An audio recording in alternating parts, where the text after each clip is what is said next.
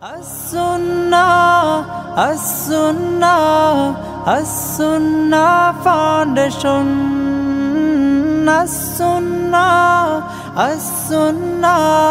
As-Sunnah Foundation. আসসালামু আলাইকুম ওয়া রাহমাতুল্লাহি ওয়া বারাকাতুহু। আলহামদুলিল্লাহ ওয়াসসালাতু ওয়াসসালামু আলা রাসূলিল্লাহ ওয়া আলা আলিহি ওয়া আসহাবিহি ওয়া মান ওয়ালা, আম্মা বা'দ। সুপ্রিয় দর্শক শ্রোতা ভাই বোন, দেশ কিংবা প্রবাস যে যেখান থেকে আমাদেরকে দেখছেন, আপনাদের সকলকে সাদর আমন্ত্রণ জানাচ্ছি as-Sunnah ফাউন্ডেশন স্টুডিও থেকে। আপনারা দেখছেন as-Sunnah ফাউন্ডেশন আয়োজিত সাপ্তাহিক সরাসরি প্রশ্নোত্তরমূলক অনুষ্ঠান শরীআই সমাধানের 184তম পর্ব। প্রিয় দর্শক, অন্য দিনের মতো আজও ইনশাআল্লাহ তাআলা আপনাদের সঙ্গে ঘণ্টাব্যাপী থেকে আপনাদের করা জীবন জিজ্ঞাসামূলক প্রশ্নগুলোর উত্তর আমরা দেওয়ার চেষ্টা করব। ওয়া মা তাওফীকি ইল্লা বিল্লাহ। আপনারা যে কোনো জীবন ঘনিষ্ঠ জিজ্ঞাসা বাংলা সংক্ষেপে পরিষ্কার করে মন্তব্যের ঘরে লিখুন। আপনারা এই পোস্টটি একযোগে দেখছেন আমাদের ভেরিফাইড ফেসবুক পেজে, as-Sunnah ফাউন্ডেশন ভেরিফাইড ফেসবুক পেজে এবং আমাদের ভেরিফাইড ইউটিউব চ্যানেল সহ অন্যান্য পেজ এবং চ্যানেলসমূহে। যে কোনো জায়গায় প্রশ্ন করলে আমরা যথাসম্ভব খুঁজে খুঁজে আপনাদের প্রশ্নগুলোর উত্তর দেওয়ার আপনার চেষ্টা করব। যে সমস্ত প্রশ্ন উত্তর আমরা দিতে পারবো না, আমাদের অ্যাডমিনগণ ইনশাআল্লাহ আপনাদেরকে সহযোগিতা করবেন। এছাড়াও as-Sunnah ফাউন্ডেশনের নম্বরে অফিস টাইমে ফোন করেও আপনার যে কোনো জিজ্ঞাসা আপনি জেনে নিতে পারেন। আমাদের দক্ষ প্রশিক্ষিত ওলামায়ে কেরাম আপনার প্রশ্নের উত্তর দেওয়ার জন্য অফিস টাইমে অপেক্ষা করেন। কেউ সরাসরি এসেও প্রশ্ন করতে পারেন, আবার ফোনে প্রশ্ন করার সুযোগ রয়েছে। প্রিয় দর্শক, আমরা আমাদের as-Sunnah ফাউন্ডেশনের কোনো গুরুত্বপূর্ণ আপডেট থাকলে লাইভের শুরুতে আপনাদেরকে জানিয়ে থাকি। আজকে কিছু আপডেট দেওয়ার মতো বিষয় আছে আলহামদুলিল্লাহ। এর মধ্যে প্রথম হলো যে আপনারা জানেন যে এসএসসি এবং দাখিল পরীক্ষার্থীদের জন্য মৌলিক ইসলামী জ্ঞান এর পাঠ এবং প্রতিযোগিতার আয়োজন করেছে as-Sunnah ফাউন্ডেশন। সেখানে 80 পৃষ্ঠার কম এই সিলেবাস পড়ে শেষ করে একজন শিক্ষার্থী দিনের মৌলিক বিষয় সম্পর্কে তিনি ধারণা নিতে পারেন। সিরাত, ইমান, কোরআন, হাদিস, ফিকহ এবং আরও অন্যান্য বিষয় সম্পর্কে তিনি তার যতটুকু না জানলেন না একজন মুসলমানের, সেটুকু তিনি জানতে পারেন। ফরজে আইন পরিমাণ ইলম শেখার এই সুবর্ণ সুযোগ আমরা হাতছাড়া করা মোটেই উচিত হবে না। যাদের পরিচিত বা কাছের কোনো এসএসসি বা দাখিল পরীক্ষার্থী আছেন কিংবা পরীক্ষার্থীরা নিজেরা যদি আমাদেরকে শুনে থাকেন, তারা এটাতে অংশগ্রহণ করবেন ইনশাআল্লাহ। এখানে 2,50,000 টাকা পুরস্কার ঘোষণা করা হয়েছে। এছাড়া as-Sunnah স্কিল ডেভেলপমেন্ট ইনস্টিটিউটের তরফ থেকে দুইটি সার্কুলার হয়েছে ইতিমধ্যে। একটি হলো ওয়েব ডেভেলপমেন্ট কোর্স, আরেকটা হলো small business course. Small business কোর্সের মাধ্যমে একজন মানুষ অনলাইন মার্কেটিংয়ের মাধ্যমে অনলাইনে বিভিন্ন উপায়ে হালাল উপার্জনের পথ এবং পদ্ধতিগুলো আমরা তাদেরকে শেখাবো ইনশাআল্লাহ একটা নির্দিষ্ট সময়। উভয় কোর্সই সম্পূর্ণ শতভাগ ফ্রি, যাদের আর্থিক সঙ্গত নেই তাদের জন্য। অতএব সেই জায়গায় যে সমস্ত ভাইয়েরা আবেদন করার সুযোগ আছে এখনও, বিশেষ করে স্মল বিজনেস এটাতে এখনও আবেদন করার সুযোগ আছে, আবেদন করে আমরা অপেক্ষায় থাকি। আশা করছি খুব শীঘ্রই উভয় কোর্স একই সঙ্গে শুরু হবে, আলেমদের জন্য, গাড়ি আলেমদের জন্য ভিন্ন ভিন্নভাবে। এবং ওয়েব ডেভেলপমেন্ট কোর্স তো ইতিমধ্যে শুরুই হয়ে গেছে আলহামদুলিল্লাহ। সেই সাথে আমাদের কোরবানি কার্যক্রম ইনশাআল্লাহ বিদিনিল্লাহ 2-1 দিনের মধ্যে ঘোষিত হবে। এবং as-Sunnah ফাউন্ডেশনের যে আপনার অন্যান্য সেবামূলক কার্যক্রম আছে সেগুলো যথাযথ চলমান আছে। আমরা আলহামদুলিল্লাহ, আল্লাহ যদি তৌফিক দান করেন, এবছর অন্যান্য বছরের মতো 1 লক্ষ গাছ বিতরণ করার পরিকল্পনা আমরা হাতে নিয়েছি। যাই হোক, আর বিলম্ব না করে চলুন আপনাদের প্রশ্নের উত্তরে আলোকিত ভবনে আমরা প্রবেশ করি। আব্দুল্লাহ মাহমুদ আপনি লিখেছেন, মক্কায় মসজিদুল হারামে নামাজ পড়লেই কেবল 1 রাকাতে 1 লাখ রাকাতে সওয়াব হবে, নাকি হারামের সীমানার হোটেলে পড়লেও 1 রাকাতে 1 লাখ রাকাতের সওয়াব হবে? ভাই আব্দুল্লাহ মাহমুদ, আপনার প্রশ্নের উত্তরে আমরা বলতে চাই যে মসজিদুল হারাম মক্কাল মুকাররমা, এখানে 1 রাকাত সালাত 1 লক্ষ রাকাত সালাতের সমতুল্য। বিষয়ে বিভিন্ন হাদিস বর্ণিত হয়েছে সুনান ইবনে মাজাতে, মুসনাদ আহমদে, আরও বিভিন্ন হাদিসের কিতাবে। কিন্তু এই সওয়াবটা মক্কার মসজিদুল হারামের বাইরে পড়লে আদায় হবে কিনা, যেমন মক্কা অবস্থিত যে হোটেলগুলোতে হাজী সাহেবরা থাকেন সেগুলোতে পড়লে, কিংবা মক্কায় আরও যে অন্যান্য ছোটো ছোটো মসজিদগুলো আছে সেগুলোতে সালাত আদায় করলে একই সওয়াব পাওয়া যাবে কি যাবে না? এই প্রশ্নের উত্তর হলো যে অনেক উলামায়ে কেরাম, অনেক ইমামদের মতে মক্কার মসজিদুল হারামের জন্যই শুধুমাত্র এই সওয়াবটা খাস, এটি বাইরে অন্য জায়গার জন্য প্রযোজ্য হবে না। এবং এই মতের সপক্ষে দলিল হলো যে নবী করিম সাল্লাল্লাহু আলাইহি সাল্লাম যে 1 রাকাতে 1 লক্ষ রাকাতে সওয়াবের কথা বলেছেন বা 1 লক্ষ গুণ সওয়াবের কথা বলেছেন, সেটি কিন্তু মসজিদুল হারামের জন্য বলেছেন, অর্থাৎ হাদিসের ভাষ্যের মধ্যে মসজিদুল হারামের কথা বলা আছে যে মসজিদুল হারামে 1 রাকাত সালাত অন্য জায়গায় 1 লক্ষ গুণ এর সমতুল্য। তার মানে মসজিদুল হারাম শব্দ যেহেতু নবী সাল্লাল্লাহু আলাইহি ওয়াসাল্লাম এখানে বলে দিয়েছেন, তাহলে বাইরে হওয়ার তো প্রশ্নই ওঠে না। আর এর বিপরীতে অনেক উলামায়ে কেরামের মত হলো যে মক্কার হারামের যে এরিয়া, একটা হলো মসজিদুল হারাম আর হলো হারামের এরিয়া। হারামের এরিয়াটা আমরা জানি আরেকটু ব্যাপক। হারামের এরিয়া, হুদুদে হারাম, যেটা এহরাম জোন বলা হয়, যেখানে এহরাম পরে থাকতে হয়, যেখানে এহরাম পরার পর নিষিদ্ধ যে বিষয়গুলো প্রযোজ্য হয়, সে হারাম জোনের মধ্যে যদি হয় তাহলে সেক্ষেত্রে সেখানেই কিন্তু আপনার এই 1 রাকাতে 1 লক্ষ রাকাতের এই সওয়াবটি প্রযোজ্য হবে, কার্যকর হবে। অতএব 1 রাকাতে 1 লক্ষ রাকাত সওয়াব পাওয়ার জন্য মসজিদুল হারাম হওয়া জরুরি না, হারাম জোনের মধ্যে হলেই সেটা পাওয়া যাবে। এই মতের সপক্ষে যে সমস্ত ওলামায়ে কেরাম, ওলামায়ে আহনাফ আছেন এবং ইমাম শাফিঈ রাহমাতুল্লাহর প্রসিদ্ধ মত আছে, আরও অনেক ওলামাদের ইমামদের মত রয়েছে এর সপক্ষে। তো এই মতের সপক্ষে যারা, তাদের যুক্তি হলো যে কোরআন এবং হাদিসে মসজিদে হারাম বলে গোটা হারামকে বোঝানোর কথা অনেক জায়গায় আমরা দেখতে পাই। যেমন উম্মাহানির ঘর থেকে নবী করিম সাল্লাল্লাহু আলাইহি সাল্লামের যে ইসরা হয়েছিল, সেখানে আল্লাহ তাআলা বলেছেন সুবহানাল্লাযী আসরা বিআবদিহি লাইলাম মিনাল মাসজিদিল হারামি ইলাল মাসজিদিল আকসা। মসজিদে হারাম থেকে মসজিদ আকসা যে নবী করিম সাল্লাল্লাহু আলাইহি সাল্লামকে রাতে ভ্রমণ করানো হয়েছে, সে সম্পর্কে বলতে গিয়ে আল্লাহ তাআলা তাঁর পবিত্রতার কথা ঘোষণা দিয়েছেন। তাহলে এখানে মসজিদে হারাম থেকে মসজিদে আকসায় সফরের কথা বলেছেন, অথচ সফরটা হয়েছিল উম্মেহানির ঘর থেকে, যেটি মসজিদে হারাম নয়। তো সেটি হারামের এরিয়া হওয়ার কারণে ওটাকেই মসজিদুল হারাম বলা হয়েছে। যেহেতু হারামটা মসজিদে হারামকে ঘিরে, এই জন্য পুরাটাকেই মসজিদে হারাম বললে পুরাটাকে বোঝানোর নজির এরকম পাওয়া যায়।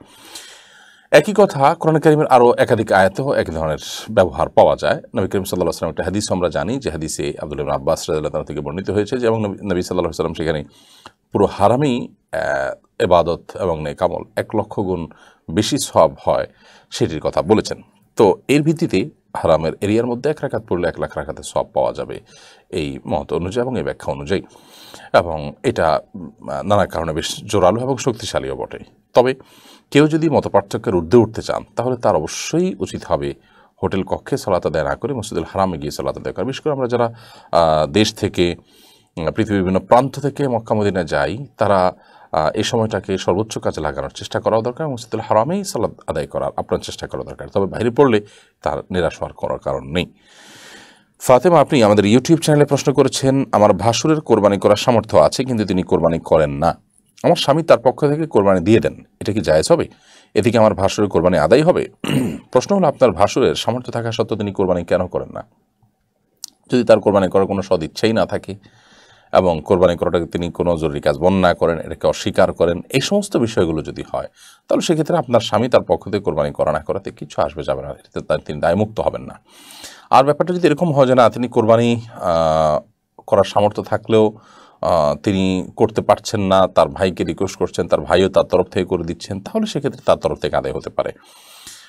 তিনি যদি অবহেলা করেন, অলসতা করেন, তাহলে সেক্ষেত্রে তার যে দায় আছে, সে দায়টা কখনো আদায় হবে না তার ভাই আদায় করে দেওয়ার মাধ্যমে।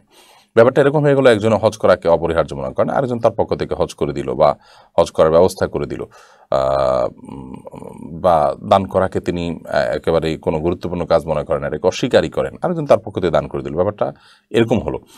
তো তার উচিত, নিজের সামর্থ্য আছেন সেজন্য তাকে কোরবানি করা। আর আপনার স্বামী যদি তার পক্ষ থেকে কোরবানি করে দেন, তাহলে সে তাকে আগে কোরবানি করার অপরিহার্যতা, গুরুত্ব বোঝাতে হবে, এরপরে তার বিশেষ সুবিধা অসুবিধার ভিত্তিতে স্বামী তার পক্ষ থেকে করতে পারেন। কিন্তু সামর্থ্যবান মানুষ নিজের টাকা তিনি করবেন না, কোরবানি আয়োজন করে দিবে তার জন্য, এতে তিনি দায় মুক্ত হবেন না। আপনার ভাসুর কোরবানি করার যে দায়, সেটা থেকে মুক্ত হবেন না। আর এটাকে যদি অস্বীকার করেন তিনি, তাহলে সেক্ষেত্রে তো আরেক বিষয় দাঁড়াবে।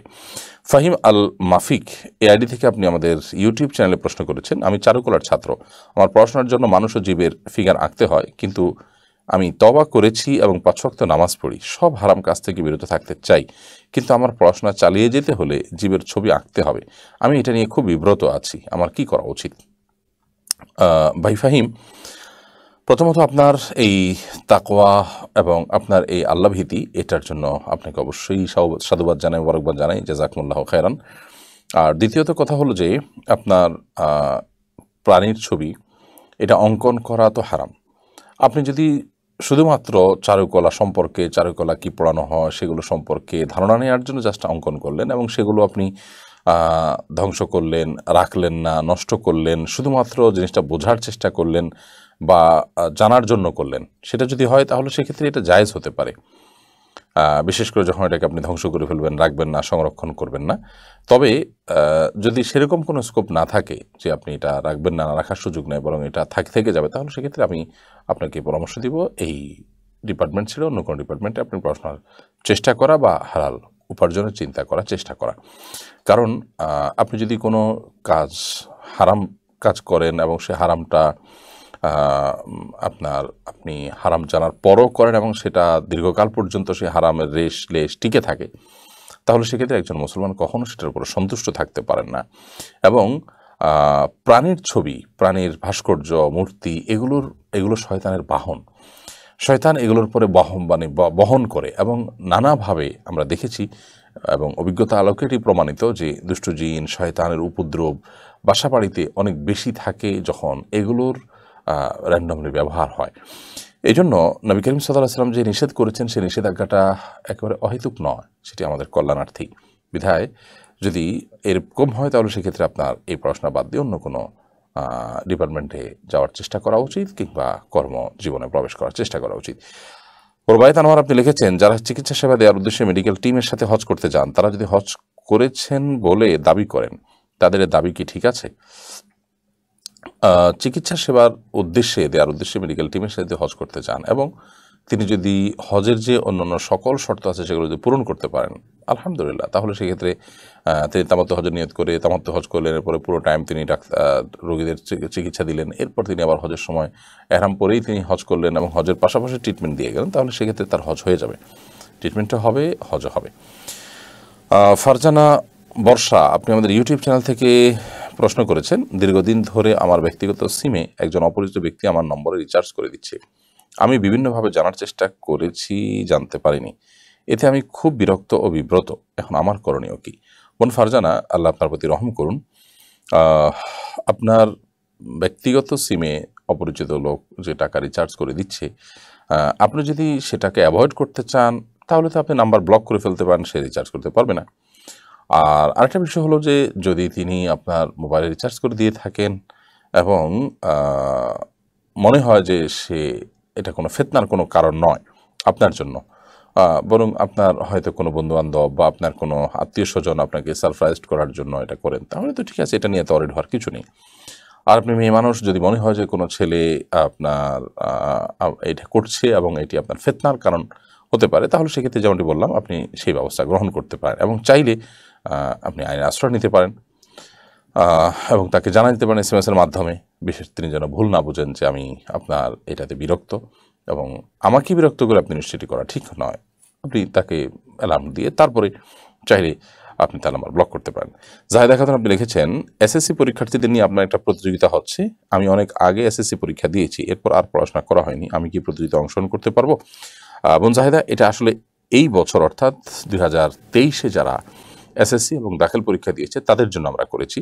শৃঙ্খলার প্রয়োজনে এবং আমাদের ন্যায় বিচার প্রতিষ্ঠার প্রয়োজনে, সমতা বজায় রাখার প্রয়োজনে এটি আমরা অনুমোদন করছি না যে অন্য কোনো বছর SSC পরীক্ষা দিয়েছেন সিনিয়র, তারা এবছর এটাতে অংশগ্রহণ করবেন, সে সুযোগটা আসলে নেই।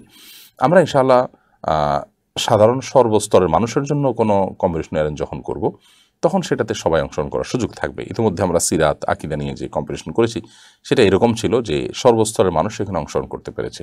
তো SSC এবং দাখিল পরীক্ষার্থীদের যেটা আমরা করছি সেটা সেই টাইপের না। আশা করছি যে আমরা খুব শীঘ্রই সকল শ্রেণীর মানুষের জন্য প্রতিযোগিতার আয়োজন করতে পারবো ইনশাআল্লাহ তাআলা।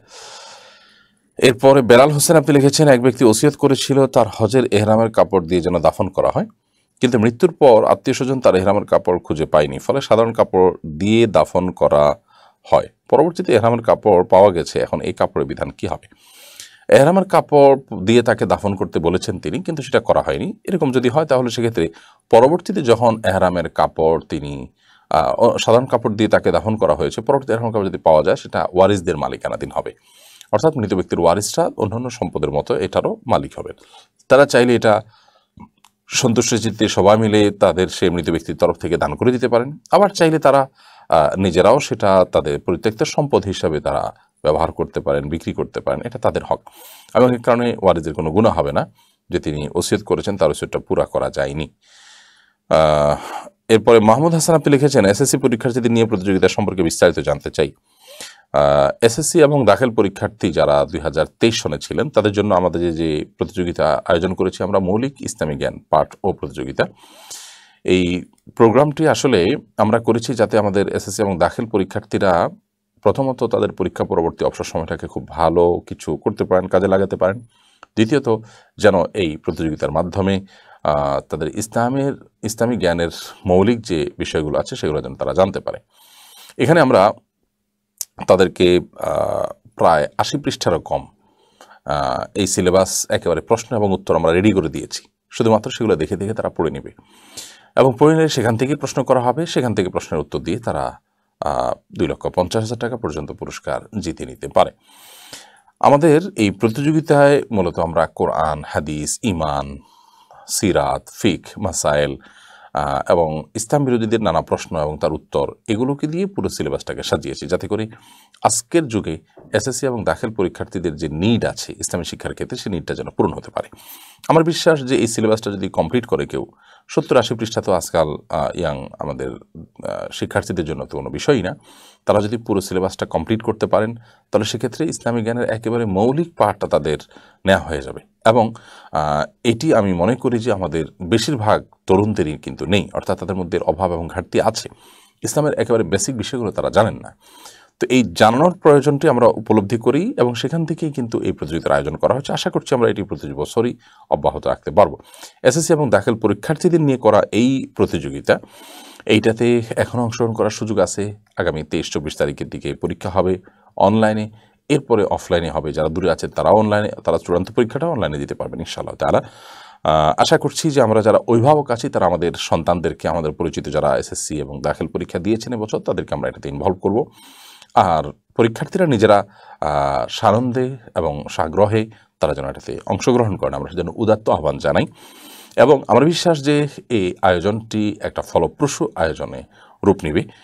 বিশেষ করে ইতিমধ্যে 40,000-এরও বেশি মানুষ ভিজিট করেছেন সেই ওয়েবসাইটটা ডাউনলোড করবার জন্য। সেখান থেকে আমরা ধারণা পাচ্ছি যে আলহামদুলিল্লাহ বিপুল সংখ্যক মানুষ আগ্রহী এই প্রতিযোগিতা সম্পর্কে এবং সেখানে অংশগ্রহণ করতে চান, জানতে চান।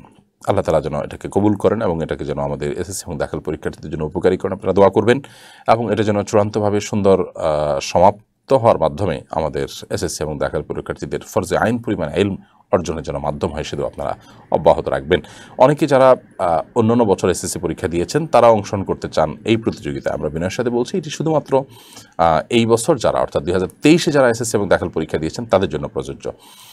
আর এটি শুধু তাদের জন্য প্রযোজ্য এই জন্য যাতে অন্যদেরকে, সিনিয়রদেরকে এখানে যদি আমরা অংশগ্রহণের সুযোগ দিই তাহলে সেক্ষেত্রে সমতা বজায় থাকবে না। সমতা বজায় রাখার প্রয়োজন এটি আমরা করেছি। আলহামদুলিল্লাহ আমাদের অন্যান্য প্রতিযোগিতা হয়ে থাকে, যেমন আকীদা নিয়ে, সিরাত নিয়ে আমরা প্রতিযোগিতা করেছি, সেগুলো সর্বসাধারণের জন্য, সকল শ্রেণীর মানুষের জন্য। সেরকম প্রতিযোগিতা আমরা আবারও করবো ইনশাআল্লাহ, তখন সর্বশ্রেণীর মানুষরা কিন্তু সেখানে অংশগ্রহণ করতে পারবেন ইনশাআল্লাহ তাআলা। ফারজানা বর্ষা আপনার প্রশ্ন উত্তর আমরা দিয়েছি। ফয়জুল হক আপনি লিখেছেন, রিফাত নামের একটা ছোট্ট ছেলে জাতীয় মাছ পাঙ্গাস বলে ভাইরাল হয়েছে। এখন ইউটিউবাররা তাকে ঘিরে ধরে প্রতিনিয়ত নানা ক্লিপ তৈরি করছে। এতে রিফাতের পড়াশোনা বিঘ্ন হবে বলে মনে হচ্ছে। রিফাতের অভিভাবকদেরকে আপনি কি পরামর্শ দিবেন? রিফাতের অভিভাবক এবং তার উস্তাজদেরকে আমি বলবো যে এই সন্তানকে মিডিয়া থেকে এবং মিডিয়া ম্যানদের থেকে আপনারা যত সমাবেশ করে ইউটিউবারদের থেকে আপনারা দূরে রাখার চেষ্টা করুন। তাদের সামান্য ভিউয়ের জন্য এই ছেলের জীবনকে তারা ধ্বংস করে দিবে। ইতিমধ্যে সে যেভাবে ভাইরাল হয়েছে, এভাবে তার পেছনে যদি লেগে থাকা হয় কিছুদিনের জন্য, তাহলে এই ছেলের পড়াশোনা নষ্ট হওয়ার সমূহ আশঙ্কা আছে। আমাদের দেশে এই বয়সে কোনো ছেলে যদি ভালো কোনো কিছু করেন বা কোনো কিছু নজরে আনার মতো কোনো কিছু তার থেকে প্রকাশ পায়, তাহলে সেক্ষেত্রে তাদেরকে আমরা তাদের পেছনে এতটা লেগে থাকি যে আসলে কথায় আছে হুজুগে বাঙালি, এই হুজুগটা তাদের জীবনকে ধ্বংস করে দেয়, তাদেরকে অহংকারী করে তুলে, তাদের পড়াশোনার যে আছে, তাদের পড়াশোনার যে মুড আছে সেটা নষ্ট হয়ে যায়। অনেক সময় শিক্ষকরাও তাদের হীন স্বার্থের জন্য এগুলো কাজ করে থাকেন। অতএব রিফাতের উস্তাদ শিক্ষক যারা আছেন তাদেরও দায়িত্বশীল আচরণ করা উচিত। এক্ষেত্রে অভিভাবকরা যারা আছেন তারা হয়তো এতটা বুঝেন না, শিক্ষক তো অ্যাটলিস্ট বোঝার কথা, অতএব তিনি এক্ষেত্রে দায়িত্বশীল ভূমিকা তার পালন করা উচিত। এবং সস্তা বিহের জন্য তাকে নিয়ে এভাবে আপনার ভিডিও করা, ব্লগ তৈরি করা এবং তার সাক্ষাৎকার নেওয়া। একটা ছবিতে দেখলাম যে অনেকগুলো ক্যামেরা তার সাক্ষাৎকার নেওয়ার জন্য প্রেরণ করছে, আর সে কাঁদছে, ছোটো মানুষ, বোঝে না। তো এটি তার উপরে রীতিমতো টর্চারে রূপান্তরিত হয়। আমাদের আসলে সামাজিকভাবে নৈতিক অবক্ষয়টা এই পর্যায়ে চলে গেছে যে আমার স্বার্থ হাসিলের জন্য আমি সবার ধ্বংস করতে পারি, সবার ক্ষতি করতে পারি, তারপর আমার স্বার্থটা দিন শেষে হাসিল হোক। আল্লাহ তাআলা আমাদেরকে হেদায়েত দান করুন, আমরা যেন খাঁটি মুসলমান হতে পারি এবং যে কাজটি অন্যের ক্ষতির কারণ হতে পারে সেটাতে আমার নিজের স্বার্থ থাকলেও আমি করব না। আল্লাহ আমাদেরকে সেরকম মানসিকতা লালন করার তৌফিক দান করুন। মঞ্জুরুল হক আপনি লিখেছেন, ঢাকা বিশ্ববিদ্যালয়ের ভর্তি পরীক্ষা সমাপ্ত হলো, অনেকে চান্স না পেয়ে হতাশ, বিভিন্ন সময় দেখা গেছে চান্স না পেয়ে আত্মহত্যার পথ বেছে নেয়। এ ধরনের ছাত্র অভিভাবকদের উদ্দেশ্যে আপনার বার্তা কী? খুবই দরকারি এবং প্রয়োজনীয় একটি প্রশ্ন। আমাদের সমাজে তরুণদের মধ্যে আত্মহত্যার প্রবণতা খুব ভয়াবহ আকারে বেড়ে চলেছে এবং গেল রাতেই বাংলাদেশের একজন অত্যন্ত পরিচিত মানুষ, সিনিয়র মানুষ, জনাব শাহরিয়ার কবির, তার মেয়ে, তিনি বিভিন্ন মিডিয়াতে, বিভিন্ন নিউজ পোর্টালে দেখলাম যে তার মেয়ে আত্মহত্যা করেছেন। তো এ ধরনের নিউজগুলো যখনই আমরা শুনি আমাদের কাছে ভালো লাগে না। এমনকি একটা লোক যদি ইসলামের সমালোচক হয়, মুসলমানদের বিরুদ্ধে শত্রুতায় লিপ্ত থাকে, মুনাফিকিতে লিপ্ত থাকে, তারপরও তারও যদি পরিবারের সদস্যরা কেউ এভাবে আত্মহত্যা করে চলে যায়, সেটা আমাদের কাছে ভালো লাগে না, আমাদের কষ্ট লাগে। আবার অনেক প্র্যাকটিসিং মুসলমানদের ফ্যামিলিতেও দেখা যায় যে যদি সেটা পরিমাণে কম, তারপর সেখানেও দেখা যায় যে ছেলেরা, মেয়েরা তারা বিভিন্ন বয়সে এসে আত্মহত্যার দিকে পা বাড়ায়।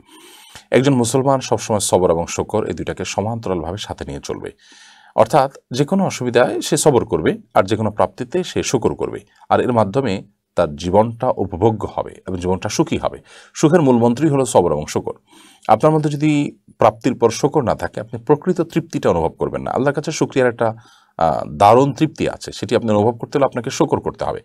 আল্লাহ আপনাকে কিছু দিয়েছেন, আপনি সেজদা লুটিয়ে পড়েন, সকল কৃতজ্ঞতা আল্লাহর কাছে, আল্লাহর জন্য প্রকাশ করুন এবং সকল অর্জন এটা যে আল্লাহরই দান, সেটি আল্লাহকে স্বীকৃতিটা দিন, আল্লাহকে ক্রেডিটটা দিন। দিলে আপনার কাছে খারাপ লাগবে না। অন্য কাউকে ক্রেডিট দিলে মানুষের খারাপ লাগে, কিন্তু আল্লাহকে ক্রেডিট দেওয়ার পর দেখবেন আপনার মধ্যে অনেক ভালো লাগা কাজ করছে। আর যখন আপনার কোনো কঠিন সময় আসবে তখন আপনি সবর করুন, দেখবেন যে আপনার জন্য কঠিন সময়টা সহজ হয়ে গেছে।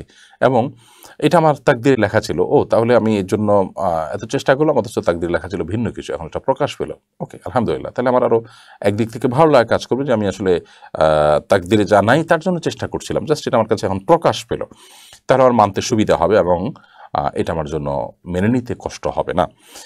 আমি কোনো বিশ্ববিদ্যালয় ভর্তি পরীক্ষায় টিকলাম না, এতে আমার জীবনের সব ডুবে গেল, ব্যাপারটা এরকম না।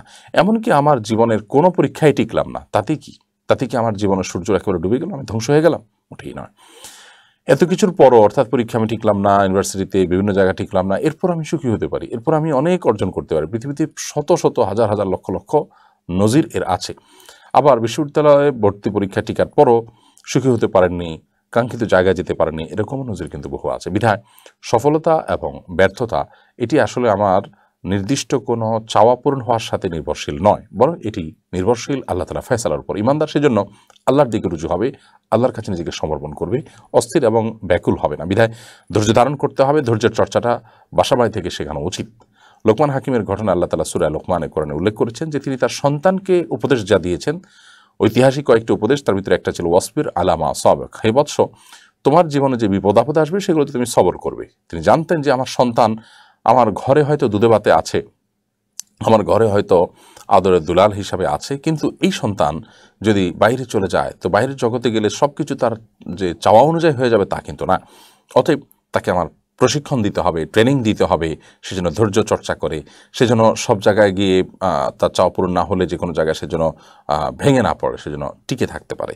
অতএব আমাদের সন্তানদেরকে সে সবরের শিক্ষা দিতে হবে ইনশাআল্লাহ, তাহলে আর এই ধরনের ঘটনাগুলো ঘটবে না। আমরা ধৈর্য ধারণ করা এবং আল্লাহর দিকে রুজু হওয়া এবং আরও বেটার কিছু হবে সেটার অপেক্ষা করার জন্য আমরা অনুরোধ করব। আব্দুর রহমান লিখেছেন, হজে যাওয়ার দিন হজে যাওয়া দিন দিন দুঃসাধ্য হয়ে যাচ্ছে, এমন কিছু আমল বলে দিন যাতে হজের সওয়াব হতে পারে।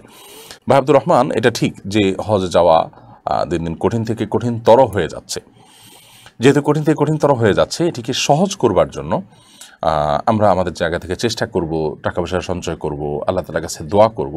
এর বাইরে কিছু আমলও আছে যে আমলগুলোর মাধ্যমে মানুষ হজ করার সমান সওয়াব পায়। যেমন আপনি যদি হজ করার দৃঢ় সংকল্প করেন যে আমি হজ করবই, এবং এর জন্য আপনার সাধ্যের সবটুকু দিয়ে আপনি চেষ্টা করেন, তাহলে সেক্ষেত্রে আপনি এই যে সংকল্প করলেন এবং চেষ্টাও চালাতে লাগলেন, আপনি যদি হজ করতে নাও পারেন, যেহেতু প্রতিজ্ঞা করেছেন, কোনো ভালো কাজের প্রতিজ্ঞা যদি কেউ করে, নবী করিম সাল্লাল্লাহু আলাইহি ওয়াসাল্লাম বলেছেন, কেউ যদি কোনো ভালো কাজের প্রতিজ্ঞা করে এরপর সে যদি সে কাজ করতে নাও পারে, আল্লাহ তাআলা তাকে সে কাজ করার সওয়াব দান করেন। অতএব এর মাধ্যমে আপনি সওয়াব পেতে পারেন। পাঁচ ওয়াক্ত সালাতের জন্য, সালাত জামাতে আদায় করার জন্য আপনি বাসা থেকে যখন ওযু করবেন, পবিত্রতা অর্জন করবেন, করে যখন আপনি মসজিদে আসবেন, এই ব্যক্তিকেও বিভিন্ন হাদিস থেকে আমরা জানি যে এই ব্যক্তিকে আল্লাহ রাব্বুল আলামিন হজের সমান সওয়াব দান করবেন। ঠিক একইভাবে ফজরের ফরজ সালাত আদায় করার পর সূর্য উদয় হওয়া পর্যন্ত বসে থেকে 15-20 মিনিট পর যদি আপনি সালাতুল ইশা আদায় করেন, দুই রাকাত সালাত আদায় করেন, তাহলে এই আমলের বিনিময়ে আল্লাহ রাব্বুল আলামিন হজ এবং ওমরার সওয়াব দান করবেন। এরকম কথা বিভিন্ন হাদিস কিতাবে বর্ণিত হয়েছে। মসজিদে কুবায় যদি কেউ সালাত আদায় করেন, তাহলে সে ব্যক্তিকে আল্লাহ রাব্বুল আলামিন একটা ওমরার সওয়াব দান করবেন। এরকম বিভিন্ন রকমের আমলের বিনিময়ে হজের সওয়াব পাওয়া যাবে। সে আমলগুলো আমরা নিয়মিত করতে পারি, এবং এ বিষয়ে আমাদের একটা বিস্তারিত বড় একটা ভিডিও আছে ইউটিউবে এবং ফেসবুকে, সেটা আপনারা দেখে নিতে পারেন। 8টি আমলের কথা সেখানে বলা আছে। মুজাফফর আহমদ, আপনি লিখেছেন, এক ব্যক্তি 1962 সনে স্কুলের ছাত্র ছিলেন। সে সময় স্কুলে তার বকেয়া বেতন ছিল 24 টাকা। সম্প্রতি তিনি স্কুলে উপস্থিত হয়ে বকেয়া বেতন পরিশোধ করেন। আমাদের অনেকেরই তো এরকম অনেক আগের সামান্য দায় দেনা থাকতে পারে, এতে বিলম্ব হয়ে গেলে তা পরিশোধ করা কি জরুরি? ভাই মুজাফফর আহমদ খুবই প্রয়োজনীয় একটি প্রশ্ন করেছেন এবং সময়োপযোগী একটি প্রশ্ন করেছেন। আমরা এর আগে রেলের কথা শুনেছি বিভিন্ন গণমাধ্যমের মারফত, যে কোনো এক ভদ্রলোক রেলের টিকিট ফাঁকি দিয়েছেন অনেক, তো তার বয়সের একেবারে শেষ প্রান্তে, জীবনের শেষ প্রান্তে এসে তিনি তার বোধোদয় হয়েছে, আল্লাহর ভয়ে, আল্লাহর কাছে জবাবদিহিতার কথা তার স্মরণ হয়েছে। তিনি তার সমস্ত আপনার টিকিটের টাকা যেগুলো ফাঁকি দিয়েছেন, সেগুলো সবগুলো তিনি রেল কর্তৃপক্ষের কাছে এনে জমা দিয়েছেন।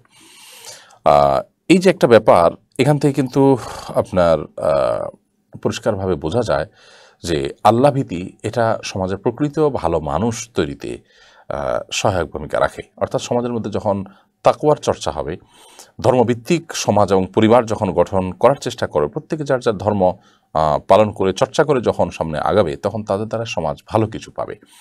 এটি কিন্তু এখান থেকে পরিষ্কারভাবে বোঝা যায়। এই যে বৃদ্ধ মুরব্বী, তিনি তার কয়েক মাসের বকেয়া বেতন 24 টাকা স্কুলের বাকি ছিল, সেটা এখন পরিশোধ করলেন। তার মানে তার মধ্যে আল্লাহর ভয় এসেছে, এবং এ সম্পর্কে নিউজ আমি পড়েছি, সেখানে স্পষ্ট উল্লেখ করা হয়েছে যে আল্লাহর ভীতি থেকেই তিনি এটা করেছেন। আল্লাহ ভীতি ছাড়া অন্য কোনো কারণে মানুষ এভাবে সততার পরিচয় এতটা বিরল দৃষ্টান্ত তার জন্য রাখতে কেউ পারেন না সচরাচর। অতএব আমাদের এখান থেকে বোঝা গেল যে প্রত্যেকটা মানুষকেই তাকওয়া চর্চা করতে হবে এবং বাড়াতে হবে। আল্লাহ আমাদেরকে সেই তৌফিক দান করুন। তামিম রিয়াদ, আপনি লিখেছেন, কোরবানির সময় জবে করার পর কসাইরা তাড়াতাড়ি গরুর জান যাওয়ার জন্য জবের পর গলায় ছোট ছুরি দিয়ে খোঁচায়, এটা সম্পর্কে কিছু বলুন দয়া করে। খুবই গর্হিত একটি কাজ। যারা কোরবানি করব তারা অবশ্যই লক্ষ্য রাখবে বিষয়টি, যে কোরবানি করার পর ছোট চাকু দিয়ে কসাইরা যাতে কোনোভাবে গরুর কন্টেনারের ওখানে খোঁচাতে না পারে। এখানে খোঁচানোর ফলে এমন হতে পারে যে গরুর মৃত্যু হয়েছে, সেটা আপনার স্বাভাবিক রক্ত প্রবাহের মাধ্যমে নয়, বরং সেটা আপনার গরুকে হত্যা করা হয়েছে, এরকম হতে পারে এই খোঁচানোর মাধ্যমে। যেহেতু স্বাভাবিক রক্ত প্রবাহের মাধ্যমে জবে করলে তখন পশু হালাল হয়, এছাড়া অন্য কোনোভাবে মৃত্যুবরণ করলে সে পশু হালাল হয় না। অতএব কোরবানি হওয়া তো দূরের কথায়, পশু গোশত খাওয়াই হারাম হতে পারে এই খোঁচাখুচির মাধ্যমে। আরেকটা বিষয় হলো যে পশুর প্রতি মানবিক হতে বলেছেন নবী সাল্লাল্লাহু আলাইহি ওয়াসাল্লাম। যদি জবাই করতে হয় তাহলে ধারালো ছুরি দিয়ে দ্রুত জবাই করা, যাতে করে তার কম কষ্টে প্রাণ বের হয়ে যায়। আমরা যদি সেখানে খোঁচাখুচি করতে থাকি, সেখানে তার কষ্ট কিন্তু বাড়ে। অনেক সময় দেখা যায় অনেক কসাইরা দ্রুত যান যাওয়ার জন্য তার পায়ের রগ কেটে দেয়। অনেক সময় দেখা যায় যে যান পুরো যায়নি, তখন থেকে চামড়া ছেলা শুরু করে। এই কাজগুলো পশুর প্রতি অমানবিক আচরণ। একজন কোরবানিকারী ব্যক্তি এই কাজগুলো যেন কসাইরা না করেন, সেজন্য তিনি অত্যন্ত দায়িত্বশীলতার পরিচয় করবেন এবং দেখবেন যে যাতে করে কোনো রকম এ ধরনের কার্যক্রম কেউ করতে না পারে। এরপরের প্রশ্ন হলো তুহিন ইসলাম আপনি লিখেছেন তাহাজ্জুদ নামাজ কখন পড়তে হয়, কয় রাকাত পড়তে হয় এবং কিভাবে পড়তে হয়? খুবই দরকারি প্রশ্ন। তাহাজ্জুদের সালাত হলো রাতের শেষ প্রহরে পড়তে হয় ঘুম থেকে উঠে। তাহাজ্জুদ শব্দের অর্থই হলো ঘুম থেকে উঠে যে সালাত আদায় করা হয় ভোর রাতে সেটি। যদি কেউ সন্ধ্যা রাতে পড়েন বা না ঘুমিয়ে সারা রাত জেগে থেকে রাতে পড়েন তাহলে সেক্ষেত্রে সেটাও সালাত তাহাজ্জুদ হিসাবে বিবেচিত হবে। এশার পরে যাই পড়বেন তিনি নফল, সেটা তাহাজ্জুদ হিসাবে বিবেচিত হবে এবং তাহাজ্জুদের নিয়তে তিনি এশার পর থেকে পড়তে পারেন। তবে এশা তাহাজ্জুদের আদর্শ সময় এবং সব ফজিলতপূর্ণ সময় হলো রাতের শেষ প্রহর। ঘুম থেকে না উঠে যদি জেগে থেকে পড়েন তারপরও সে তাহাজ্জুদ হিসাবেই পরিপূর্ণভাবে সওয়াব পাবেন তিনি এবং বিবেচিত হবে। তাহাজ্জুদের সালাত কয় রাকাত পড়তে হয়? 2 রাকাত করে পড়বেন, সর্বনিম্ন 2 রাকাত, সর্বোচ্চ আপনার যা খুশি আপনি পড়তে পারেন। সাধারণত নবী করিম সাল্লাল্লাহু আলাইহি ওয়াসাল্লাম 8 রাকাত পড়তেন, অতএব 2 রাকাত করে আপনি পড়বেন এবং সেগুলোতে রাকাত সংখ্যা বৃদ্ধি করার চাইতে কোয়ালিটি ভালো করার চেষ্টা করবেন, অর্থাৎ ধীরস্থিরতার সাথে সুন্দর করে মহব্বতের সাথে বিশুদ্ধ করে তেলাওয়াত করে তারপর আপনি তাহাজ্জুদ পড়বেন। এবং তাহাজ্জুদের নিয়ম হলো যে এখানে আসলে সাধারণ যে নামাজ আছে সেগুলোর মতোই পড়বেন, আলাদা কোনো সূরা নেই যে এই সূরাটা এতবার পড়তে হবে, আসমানের দিকে তাকিয়ে অমুক সূরা পড়তে হবে, এরকম কোনো কথা নেই। তবে হ্যাঁ, ঘুম থেকে রাতে ওঠার পর কিছু আমল আছে সেগুলো ভিন্ন বিষয়। বাট তাহাজ্জুদের নামাজ যেটা, এটা অন্য সব নামাজের মতোই। আল্লাহু আকবার বলে হাত বেঁধে আপনি সানা ইত্যাদি পড়ে সূরা ফাতিহার সাথে যে কোনো সূরা মেলাবেন, এই পরবর্তী রাকাতে একইভাবে আপনি পড়বেন। অর্থাৎ এক্ষেত্রে নির্দিষ্ট কোনো সূরা নেই এবং নির্দিষ্ট কোনো সংখ্যা নেই যে এই সংখ্যায় এই সূরা পাঠ করতে হবে, একেবারেই ওপেন। তবে হ্যাঁ, ধীরস্থিরতার সাথে সৌন্দর্যের সাথে যত লম্বা সময় নিয়ে পড়া যায় ততই ভালো। আমাদের আয়েশা রাদিয়াল্লাহু তাআলা আনহা নবী সাল্লাল্লাহু আলাইহি ওয়াসাল্লামের তাহাজ্জুদ সম্পর্কে বলেছেন, লা তাসআল আন হুসনিহিন্না ওয়া তুলিহিন্না। নবী সাল্লাল্লাহু আলাইহি ওয়াসাল্লামের তাহাজ্জুদের সৌন্দর্য, তার দৈর্ঘ্য এ সম্পর্কে আর বলো না। কি ছিল, কত সুন্দর ছিল, কত চমৎকার ছিল। দীর্ঘ সময় তিনি সিজদা করতেন এবং সালাত আদায় করতেন, সেটি আমাদের করা উচিত। এরপর তাজুল ইসলাম আপনি লিখেছেন, আমরা 3 ভাই, আমার বাবা মার মাসিক খরচ 10,000 টাকা, এর মধ্যে 8,000 টাকা একজন দেয় আর 2 জন 2,000 টাকা দেয়। যে বেশি টাকা দেয় তাকে কি বাবার সম্পত্তির ভাগ বেশি দেওয়া ঠিক হবে? তাকে কম দিলে কি তার হক নষ্ট হবে? দেখুন, বাবা মার যে ভরণ পোষণ, এই ভরণ পোষণের বিনিময় হিসাবে কিন্তু পরিত্যক্ত সম্পদ বন্টন করা হয় না। অর্থাৎ বাবা মার ভরণ পোষণ দেওয়াটা সন্তানের উপরে অবশ্য কর্তব্য। এখন সেই কর্তব্য পালন করতে গিয়ে যার যার সামর্থ্য অনুযায়ী তো পালন করবেন, সেটাই স্বাভাবিক। যার ইনকাম বেশি আছে তিনি 8,000 টাকা দিয়েছেন, যার উপার্জন অনেক কম তিনি 2,000 টাকা দিয়েছেন। এটার উপর ভিত্তি করে বাবা যদি তার সম্পদের কোনো অংশ সন্তানদেরকে দিতে চায় তাহলে সেক্ষেত্রে যিনি টাকা বেশি দিয়েছেন তাকে বেশি দেওয়া জায়েজ হবে না। বরং উপঢৌকন হিসাবে, উপহার হিসাবে সন্তানদেরকে সম্পদ যদি দিতে চান বাবা মা, তাহলে সেক্ষেত্রে সন্তানদেরকে সমান হারে দিতে হবে। বরং যিনি দুর্বল, যিনি আর্থিকভাবে পিছিয়ে আছেন, আসলে অনেক কষ্টে আছেন, তার কষ্টের কারণে যদি কিছু বাড়িয়ে দেন সেটা জায়েজ হবে, কারণ এখানে ঠকানোটা উদ্দেশ্য নয়। এরপর ইসলাম প্রচারে আইডি থেকে আপনি লিখেছেন, আমি পাঞ্জাবি পাজামা পরে কলেজে যাই, তার কারণে মা বাবা আমার সাথে খারাপ আচরণ করেন। মা বাবা আমাকে শার্ট প্যান্ট পরে কলেজে যেতে বলেন, এখন কি করব? প্যান্ট শার্ট পরে কলেজে যাব নাকি পাজামা পাঞ্জাবি পরে কলেজে যাব?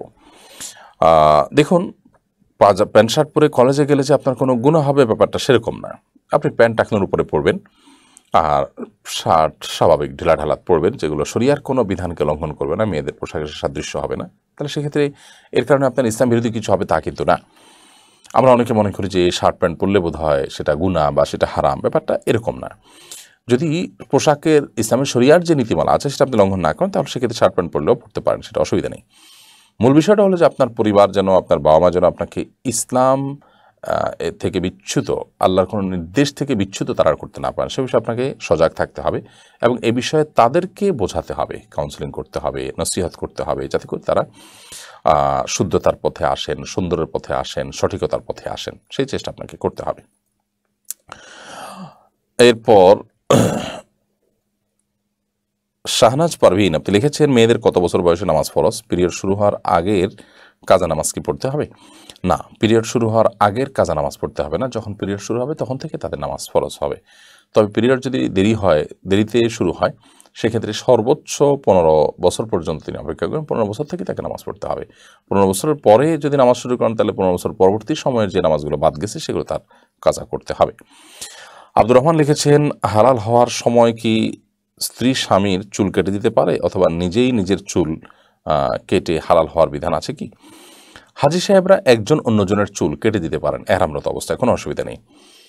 এহরামরত অবস্থায় নিজের মাথার চুল, নখ ইত্যাদি তিনি এহরামরত অবস্থায় যখন তিনি হজ বা উমরার কার্যক্রম সম্পাদন শেষ না করেছেন তখন পর্যন্ত এগুলো তার জন্য কাটা জায়েজ নাই। কিন্তু উমরার কাজ শেষ, হজের কাজ শেষ, এখন চুল কাটার বিধান আসছে, এখন চাইলে নিজেরটা নিজে কাটতে পারেন, এই কাটাটা নিষেধ না।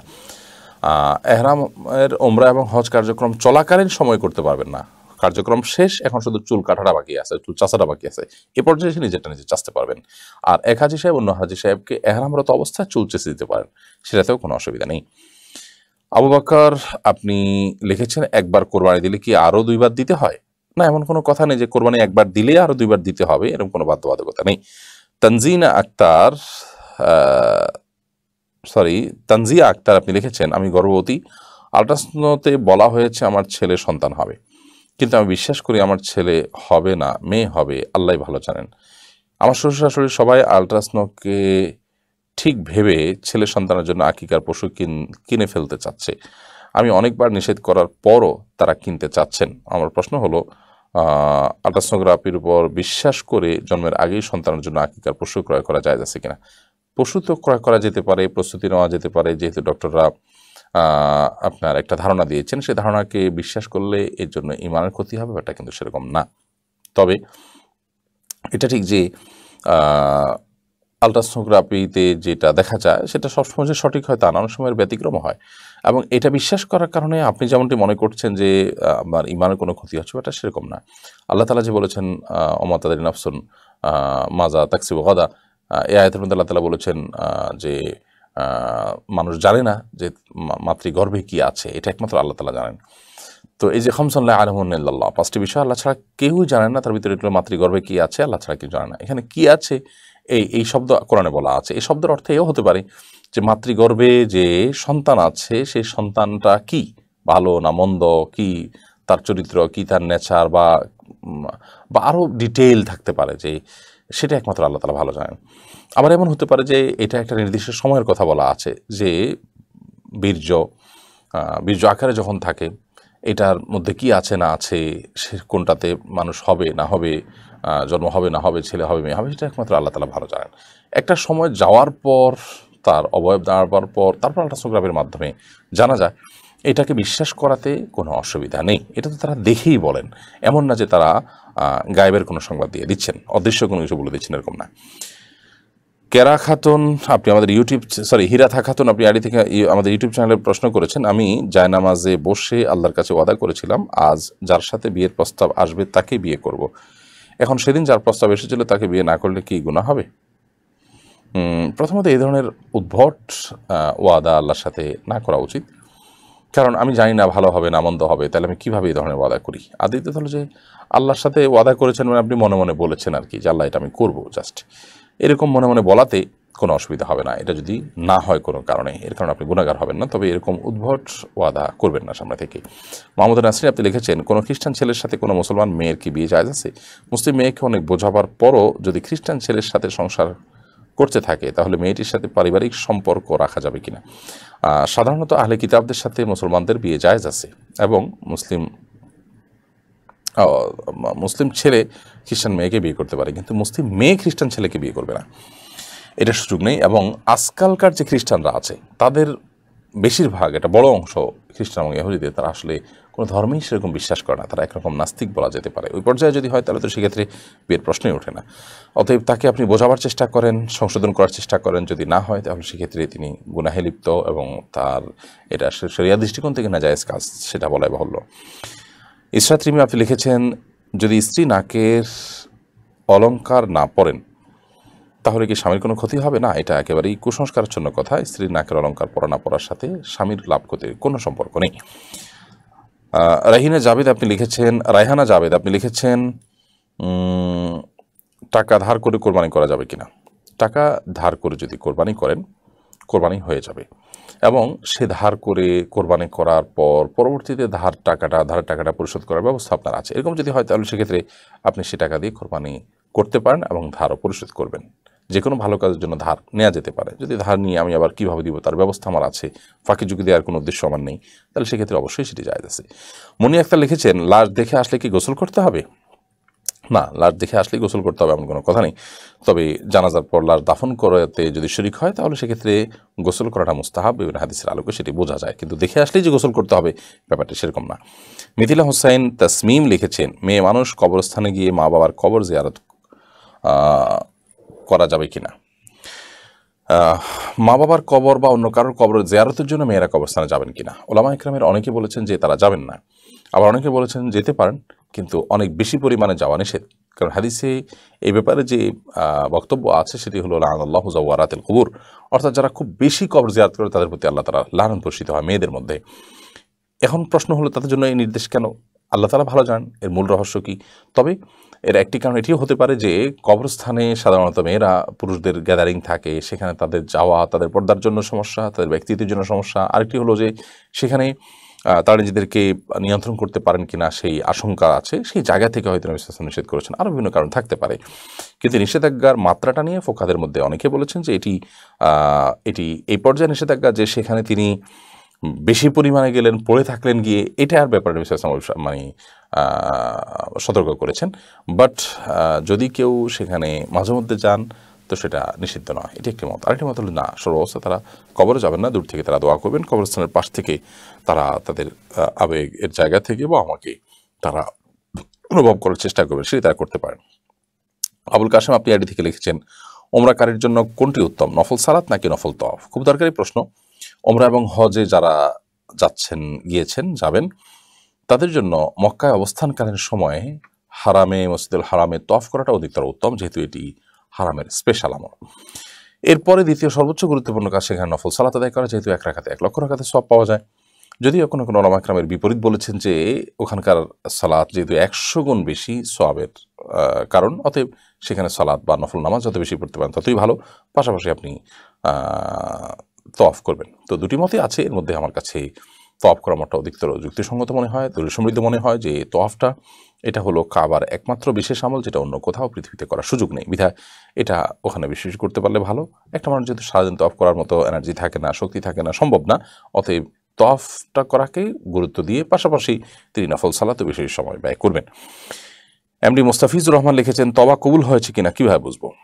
এটা নিশ্চিত হওয়া কঠিন, তবে বিভিন্ন আলামতের কথা অনেক ওলামা ইকরাম গবেষণা করে বলেছেন। তোমার থেকে একটি হলো যে অপরাধ করেছি আমি, সে অপরাধ থেকে যদি বেঁচে থাকার সুযোগ, ওখান থেকে ফিরে আসার সুযোগ হয়, আর কখনো সেখানে না যাই এবং নিজে অনুশোচনা করে নিজের চোখের পানি আসে, লজ্জিত হয়, অনুতাপ নিজের মধ্যে তৈরি হয়, তাহলে সেক্ষেত্রে সেটি কবুল হয়েছে সেটি বোঝা যায়।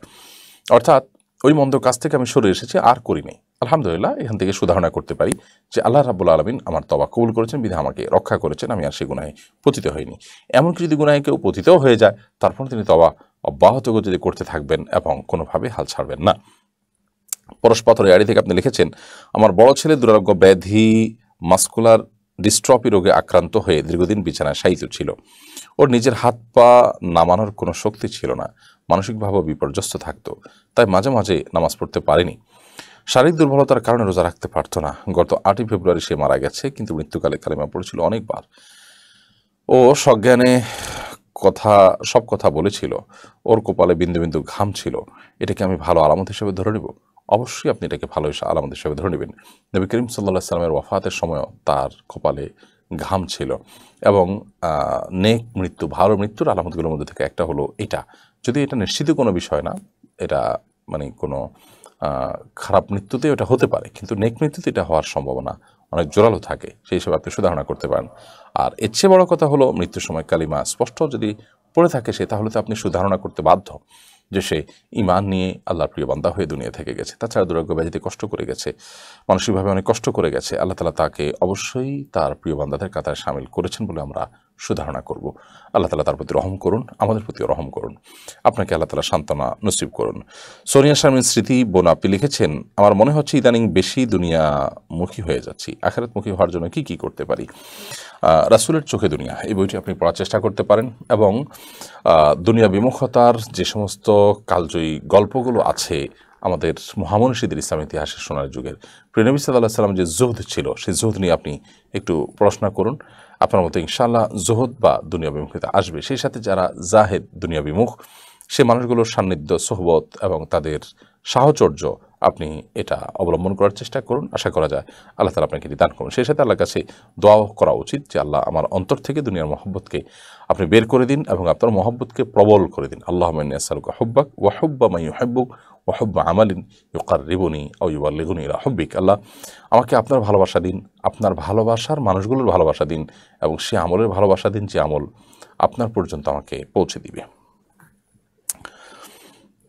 এরপর তামিম হক আপনি লিখেছেন, নির্বাচনে কোনো প্রার্থীকে ভোট দেওয়ার পর যদি ওই প্রার্থী নির্বাচিত হওয়ার পর কোনো অন্যায় বা অপকর্ম করেন তাহলে কি ভোটদাতা এই জন্য গুনাহের ভাগীদার হবেন? খুব গুরুত্বপূর্ণ এবং জীবন ঘনিষ্ঠ একটি প্রশ্ন।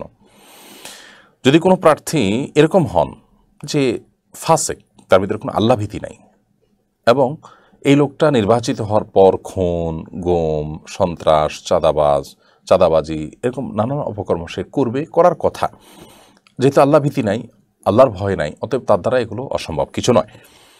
আপনি এরপরও যদি দলীয় অন্ধত্ব থেকে অথবা আপনার চিন্তা এবং বুদ্ধি বৈকল্যের কারণে আপনি যদি দায়িত্ব জ্ঞানহীনতার কারণে এরকম ব্যক্তিকে নির্বাচিত করেন এবং সে নির্বাচিত হয়ে যদি ওই সমস্ত অপকর্ম করে তাহলে সেক্ষেত্রে অবশ্যই আপনি তার গুনাহের ভাগীদার হবেন, কারণ আপনি তাকে অন্যায় কাজের জন্য সহযোগিতা করেছেন।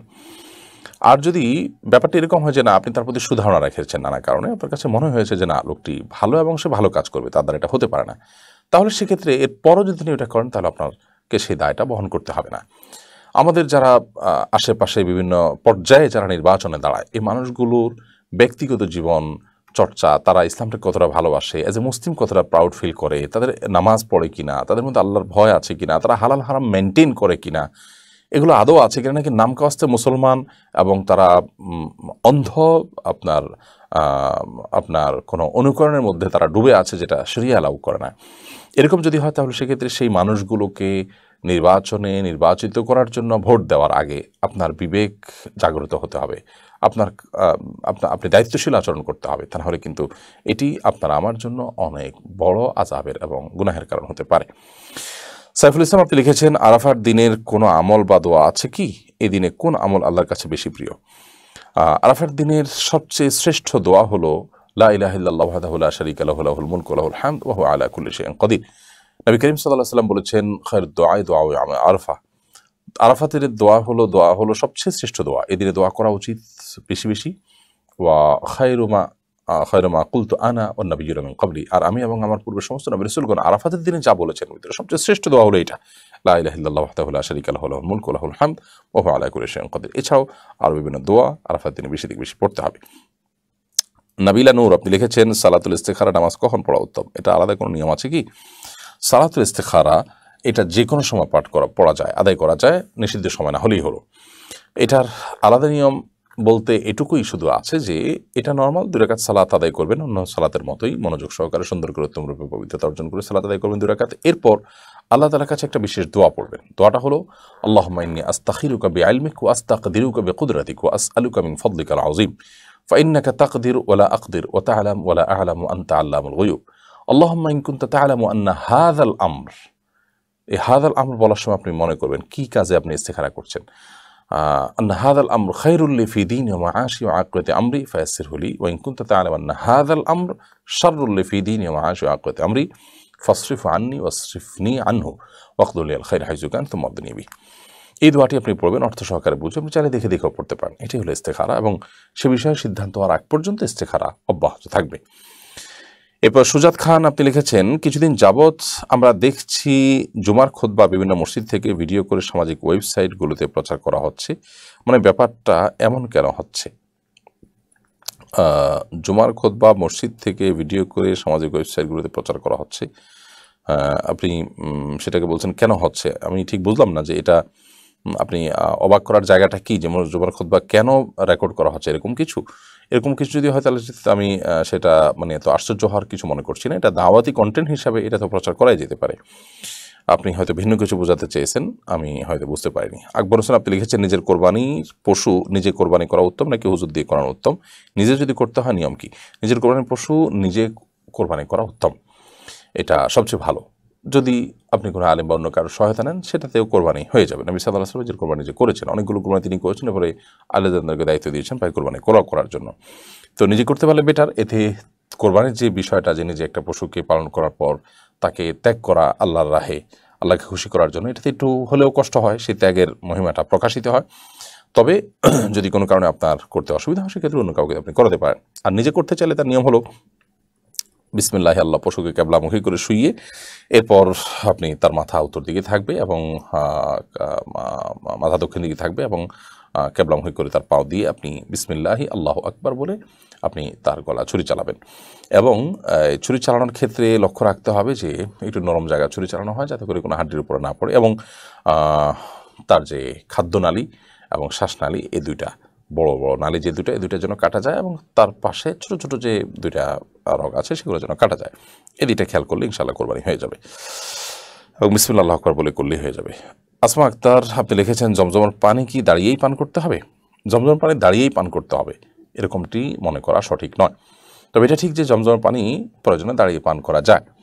নবী করিম সাল্লাল্লাহু আলাইহি ওয়াসাল্লাম জমজমের পানি দাঁড়িয়ে পান করেছেন।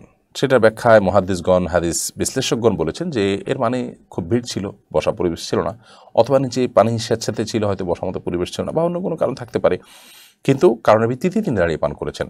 এরকম হয়নি কখনো যে তিনি বসা থেকে দাঁড়িয়ে গেছেন জমজমের পানি পান করার জন্য, এরকম হয়নি। অতএব আমাদের সমাজ যেটা দেখি আমরা, জমজমের পানি দিলে বসা থেকে দাঁড়িয়ে যায় পান করার জন্য, এটা সঠিক নয়। তবে হ্যাঁ, জমজমের পানি দাঁড়িয়ে পান করা যায়, বিশেষ করে যখন প্রয়োজন হবে। আর এটা সাধারণ পানির মতো সাধারণ অবস্থাতে বসেই পান করবেন। সুমাইয়া বিনতে দেলোয়ার আপনি লিখেছেন, কারো যদি বাড়ি না থাকে আর বাড়ির জন্য টাকা জমায়, তাহলে দেখা যায় আবার হজের শর্ত পূরণ হয়ে যায়।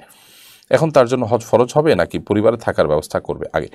যদি তার থাকার কোনো বন্দোবস্ত না থাকে, এটা তাহলে মৌলিক প্রয়োজন তার যে একটা মাথা গোজাবার ঠাই করা, তাহলে এইটুকু যদি তার করতে হয় সেক্ষেত্রে তিনি এটা করবেন, এবং এটার কারণেই তার হজ ফরজ হবে না। অর্থাৎ হজের মৌসুম আসার আগে আগেই তিনি এই টাকা বাড়ি নির্মাণে ব্যয় করবেন, অথবা যে টাকাটা আছে সে টাকা দিয়ে বাড়ি নির্মাণ করছেন, কাজ চলমান আছে, এই টাকাটা সেখানেই ব্যয় করবেন।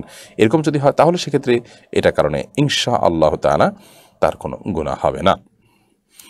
এমডি আজিজুল হাকিম আপনি লিখেছেন, আমি ব্যবসা করি, এক দোকানদারকে আমি 23,000 টাকার মাল দিয়েছি, কিন্তু সে আমাকে ঘুরাচ্ছে, এখন আমি কি করব? কোনো আমল আছে যে আমল করলে তার দিল নরম হবে? প্রথমত আপনি তাকে বোঝাবেন, আল্লাহর ভয় তার অন্তরের জন্য জাগ্রত হওয়ার সেই চেষ্টা করবেন। দ্বিতীয়ত আপনি বিভিন্ন তাকে প্রেশার ক্রিয়েট করবেন, আইনের সহায়তা নেবেন, এবং বন্ধুবান্ধবের মাধ্যমে আপনি চেষ্টা করবেন।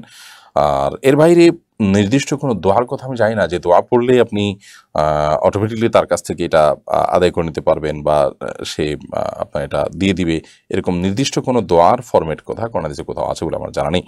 তবে হ্যাঁ, আপনি আপনার জায়গা থেকে চেষ্টা করবেন অব্যাহত গতিতে, এবং আল্লাহ তাআলার কাছে বিশেষভাবে দোয়া করবেন, এবং আপনার দোয়া কবুলের জায়গাগুলোতে, দোয়া কবুলের সময়গুলোতে আপনি দোয়া করবেন, সেটি আপনি করতে পারেন। আর এই সমস্ত ক্ষেত্রে প্রেশার ক্রিয়েট করতে হয়, এবং সে অধিকার আপনার আছে, যদি জুলুম করা ছাড়া তার প্রতি প্রেশার ক্রিয়েট করে আপনি আপনার সম্পদ, আপনার লোনের টাকা আপনি পরিশোধ করতে চান, সেটি করতে পারেন। এমডি আজিজুল হক আপনার প্রশ্ন উত্তর দিয়েছি।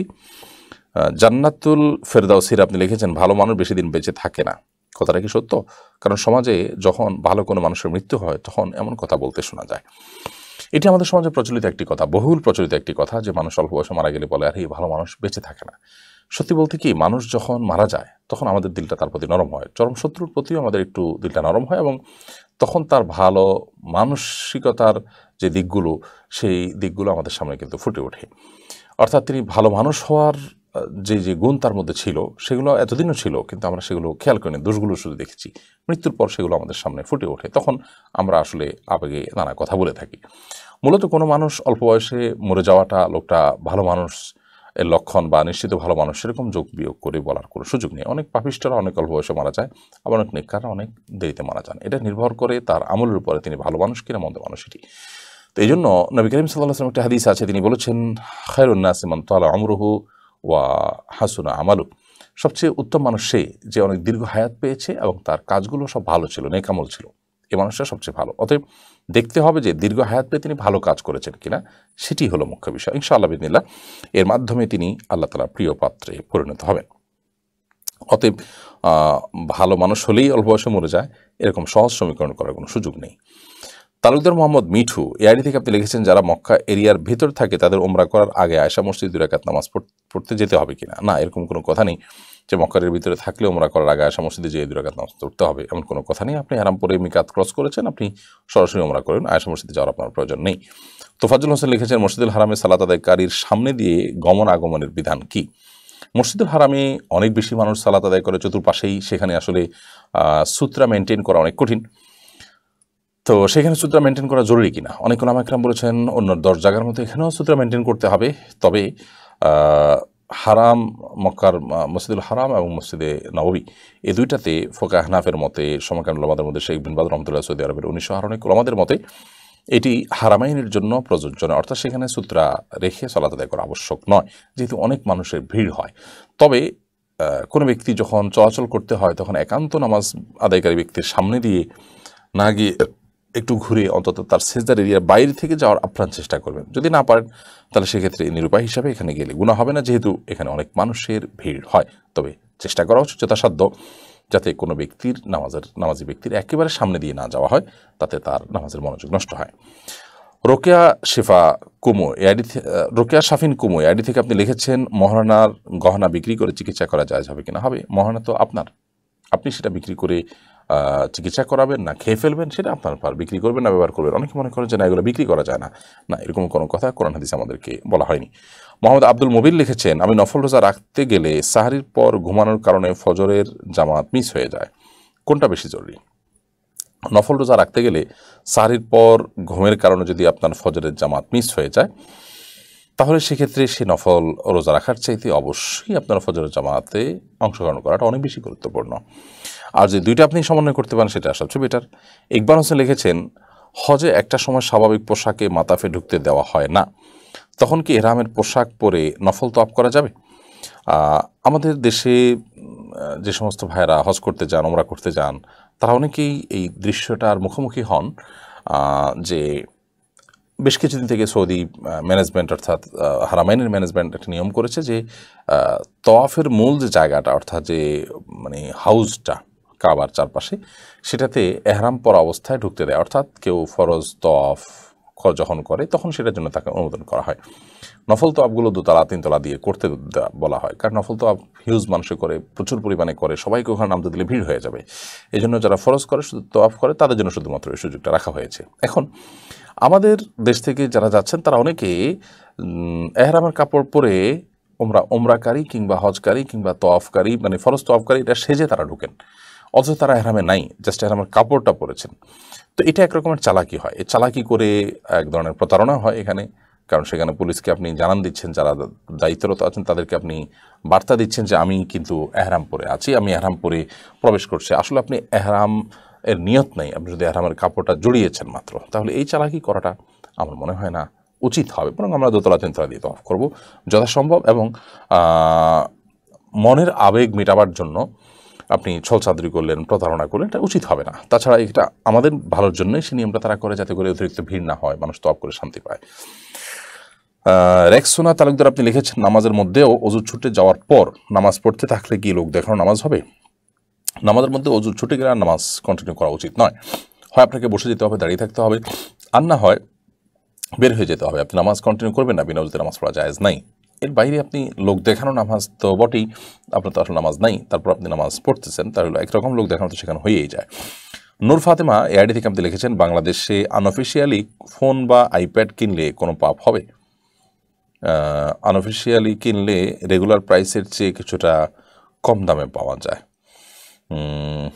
আনঅফিসিয়ালি কেনা বলতে আপনি বুঝতে চাচ্ছেন হয়তো পাকা ভাউচার না করে কেনার কথা বলছেন, এই তো? এর বাইরে অন্য কোনো কিছু আপনি বলছেন কিনা আমি ঠিক বুঝলাম না। প্রশ্নটি আরেকটু পরিষ্কার করলে আমরা উত্তর দিতে সহজ হবে। আমি অনুগ্রহ করে আপনাকে বলবো পরবর্তীতে আপনি আরেকটু পরিষ্কার করে লিখবেন। মোহাম্মদ ফাহাদ আপনি লিখেছেন, ছেলেদের হাঁটু দেখা যায় এমন শার্ট প্যান্ট পরলে কি গুনাহ হবে? হাঁটু দেখা যায় এরকম শার্ট প্যান্ট যদি পরে তাহলে গুনাহ হবে, কারণ হাঁটু চতরের অংশ। যদিও এটা নিয়ে অন্যান্য ওলামাদের ইখতিলাফ আছে, কিন্তু ফুকাহা হানাফির মতে এটি চতরের অংশ বিধায় এটি না ঢাকলে, এটি খোলা থাকলে সেটি গুনাহের কারণ হবে। আসমা আঞ্জুম গাজী এর দিকে আপনি লিখেছেন, আমি নিয়ত করেছি ওমরা করব, স্বামী অসুস্থ, যাবে না, আমি কি একা ওমরা পালন করতে পারবো? না, একা ওমরা করতে পারবেন না। আপনি মেয়ে মানুষ হিসাবে আপনি কোনো মাহারাম পুরুষকে সাথে নিয়ে যাবেন, সেটা আপনার ভাই হতে পারে, ছেলে হতে পারে, মামা হতে পারে, আপনার মাহারামদের যে কেউ। নীলিমা এআইডি থেকে আপনি লিখেছেন, বিয়ের জন্য ছেলেদের কোন গুণটা বেশি দেখা উচিত? মেয়েদের যে গুণ দেখা উচিত ছেলেদের একই গুণ দেখা উচিত, অর্থাৎ দিনদারি, আল্লাহভীতি, তাকওয়া, এটা দেখে তারপর অগ্রাধিকার করা উচিত। অভিজিৎ রয় এআইডি থেকে আপনি লিখেছেন, আমি একজন মুসলিম, আমার লেখাপড়া এখন প্রায় শেষের পথে। এখন আমাকে অনেকে বলে নাম পরিবর্তন করতে। নাম পরিবর্তন করা কি বাধ্যতামূলক? এখন আমার জরুরি ভিত্তিতে নাম পরিবর্তন করতে হবে, নাকি আমি পড়াশোনা শেষ করে তারপর নাম পরিবর্তন করব? দেখুন, নামের অর্থের মধ্যে যদি তেমন কোনো আপত্তিকর কিছু না থাকে তাহলে সেক্ষেত্রে এটা পরিবর্তন করা জরুরি নয়। অভিজিৎ শব্দের অর্থ জয়লাভ করা, যে জয়লাভ করে এমন ব্যক্তি, উজ্জ্বল নক্ষত্র, তো এটার মধ্যে খারাপ কিছু নেই। অতএব এ নামে আপনি নাম রাখতে পারেন। রয় সেটা তো আপনার বংশীয় নাম, বংশীয় পরিচয়, বিধায় আপনার এ নাম পরিবর্তন না করলে আপনি মুসলমান হতে পারবেন না, ব্যাপারটা সেরকম নয়। এ নাম রেখেও আপনি মুসলমান থাকার সুযোগ আছে। মীর মেহেদী লিখেছেন, আমার বাবা মা 2020 সালে 2 মাসের ব্যবধানে দুনিয়ার মায়া ত্যাগ করে চলে গেছেন। তারা বেঁচে থাকতে তাদের কাছ থেকে মিথ্যা বলে টাকা নিয়েছিলাম, কিন্তু আমি কখনো খারাপ ব্যবহার করি নাই। আমি তো তাদের কাছে মাপ চাওয়ার সুযোগটাও পেলাম না, এত তাড়াতাড়ি চলে গেলেন দুজনেই।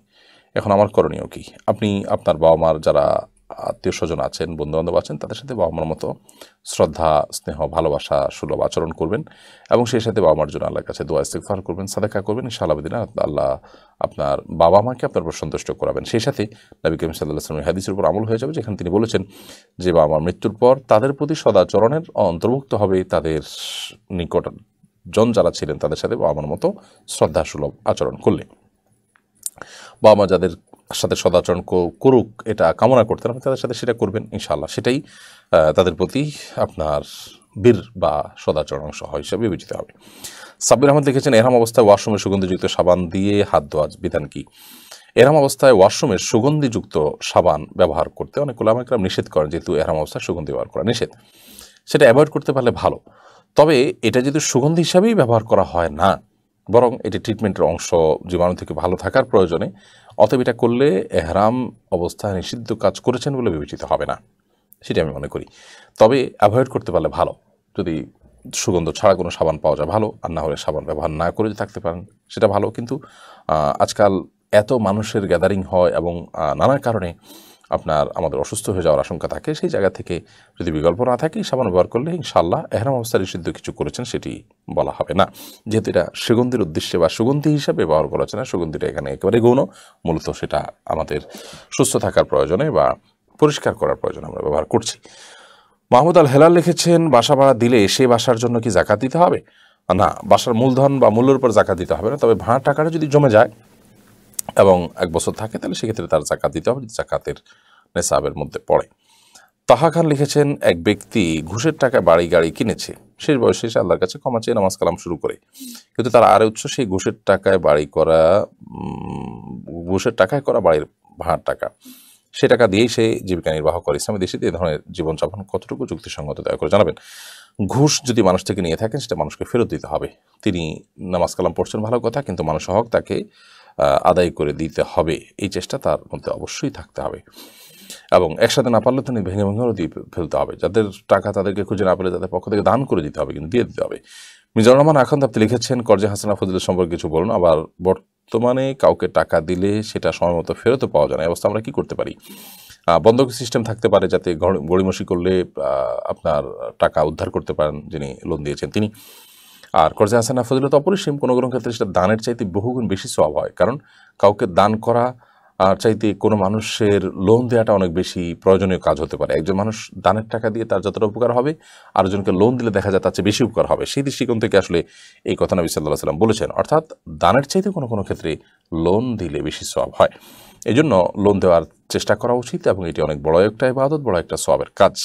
আমরা যতক্ষণ লোন দেব ততক্ষণ আমাদের সেই যে পরিমাণ লোন দিলাম পরিপূর্ণ টাকা লোন দেওয়ার কারণে আমাদের আমাদের সওয়াব আসতে থাকবে এবং আমরা অভাবী মানুষ হলে তাকে ছাড় দেব, সুযোগ দিব, সেটাও সুন্নাহ নবী সাল্লাল্লাহু আলাইহি ওয়াসাল্লাম শিখিয়েছেন। এনজাল মুআসির বলা হচ্ছে হাদিসের বাসাটিকে। তো সময়মতো যদি পরিশোধ না করার আশঙ্কা থাকে তাহলে সেক্ষেত্রে আমরা বন্ধক রাখবো, লিখিত রাখবো, যাতে করে সেগুলো আদায় করা সহজ হয়। মিনহাজ রশিদ সেজান আপনি লিখেছেন, আমার বাবা মারা গেছেন, এখন আমার মা একলা, আমার কোনো ভাই নাই, এখন আমার মাকে আমাদের কাছে নিয়ে আসতে চাচ্ছি, মা বলছেন 4 মাস 10 দিন আগে নাকি আসা যাবে না, এই কথা যৌক্তিকতা কতটুকু? জি হ্যাঁ, আপনার মা মারা গেছেন, সেখানে তাকে 4 মাস 10 দিন ইদ্যত পালন করতে হবে, এরপরে আপনার মাকে নিয়ে আসবেন। এই 4 মাস 10 দিন তার স্বামী মারা যাওয়ার সময় তিনি যেখানে ছিলেন সেখানে তিনি অবস্থান করবেন। সেখানে বলতে একটা কক্ষে বসে থাকবেন এমন না, ওই বাড়িতে তিনি থাকবেন। অন্যত্র একান্ত নিরুপায় না হলে ডাক্তার দেখানো ইত্যাদি এরকম কোনো কাজ না পড়লে তিনি বাহির হবেন না। এই অবস্থায় আপনারা তার ওখানে ভরণ পোষণের ব্যবস্থা করবেন, খেদমত করবেন, পরবর্তী তাকে নিয়ে আসবেন। মাহমুদ আনুর আপনি লিখেছেন, স্বামী হজে গেলে নাকি স্ত্রী ঘর থেকে বের হতে পারে না, এটা কতটুকু সত্য? না, এটার কোনো ভিত্তি নাই যে স্বামী হজে গেলে স্ত্রী ঘর থেকে বের হতে পারবে না, এটি একেবারেই মন গড়া কথা। মাহফুজুর রহমান সানি আপনি লিখেছেন, আমি রমজান থেকে 5 ওয়াক্ত নামাজ পড়ি, কিন্তু এখন কেন জানি নামাজ মিস হচ্ছে, আমার ইচ্ছা নামাজটা মিস দিব না, তারপরে মিস হচ্ছে, করণীয় কি?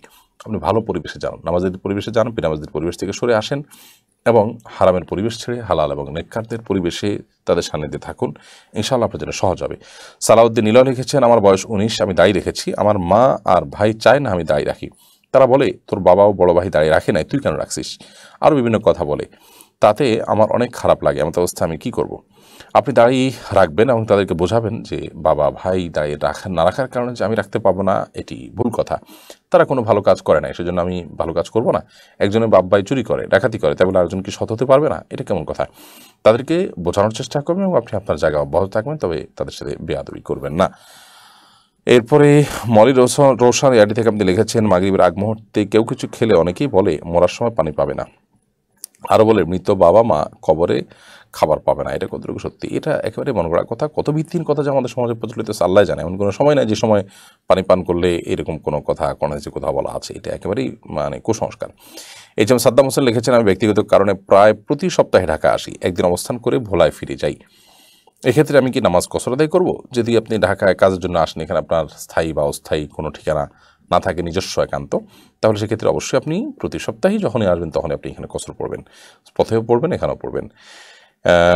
ইফিতা ইশরাত সিনথি এআরডি থেকে আপনি লিখেছেন, মা কি জীবিত অবস্থায় ছেলের সাথে সম্পর্ক ভালো না থাকায় মেয়েকে তার সম্পত্তির 75 ভাগ লিখে দিতে পারবে? না, এই সুযোগ নেই। সন্তানদের মধ্যে সমতা এবং কোরআন হাদিসে বর্ণিত বন্টন নীতিমালা, সেটি আমাদেরকে অবশ্যই লক্ষ্য রাখতে হবে। যদি বিশেষ কোনো যৌক্তিক কারণে একটু হেরফের করলেন যে একজন পিছিয়ে আছে বা একজন অনেক ভালো, সেই হিসাবে তাকে একটু দিলেন, সেটা ভিন্ন বিষয়, কিন্তু ছেলেকে ভালো লাগে না তাই মেয়েকে অনেক বেশি দিয়ে দিলাম, এটা করার সুযোগ নেই। কাজী জান্নাতি ইসলাম লিখেছেন, যদি নতুন মুসলিম হয় সে কি হেডফোন কানে দিয়ে শুনে শুনে নামাজ পড়লে নামাজ হবে? না, তিনি শিখে নেবেন, যতটুকু শিখবেন ততটুকু নামাজ পড়বেন, এরপরে দ্রুততম সময় শিখে ফেলবেন। যতদিন না জানবেন ততদিন নামাজের ফরজ যেগুলো জানেন সেগুলো শুধু করবেন, দাঁড়ানো, রুকু, সিজদা, আর যখন শিখে ফেলবেন তখন পুরোটাই তিনি পড়বেন। হেডফোন বা বাইরের কারো সহায়তা নিয়ে নামাজ পড়বেন না। প্রিয় দর্শক, দেখতে দেখতে 1 ঘন্টা অনেক বেশি সময় পেরিয়ে গেছে এবং প্রায় শখানেকের মতো প্রশ্নের উত্তর আজও আমরা দেওয়ার চেষ্টা করেছি। না সবতু ফামিন আল্লাহ, যদি সঠিক কিছু বলে থাকি আল্লাহর তরফ থেকে, ওয়াইন আখতাউতু ফামিন নামিনা শয়তান, যদি ভুল কিছু বলে থাকি সেটা আমার এবং শয়তানের। আল্লাহ আমাদের সবাইকে কল্যাণের পথে রাখুন, নেকের পথে রাখুন, ভালোর পথে রাখুন। হাদা মা ইনদি ওয়া ইলমু ইনদাল্লাহ ওয়া জাযাকুমুল্লাহু খাইরা ওয়া আসসালামু আলাইকুম ওয়া রাহমাতুল্লাহি ওয়া বারাকাতুহু।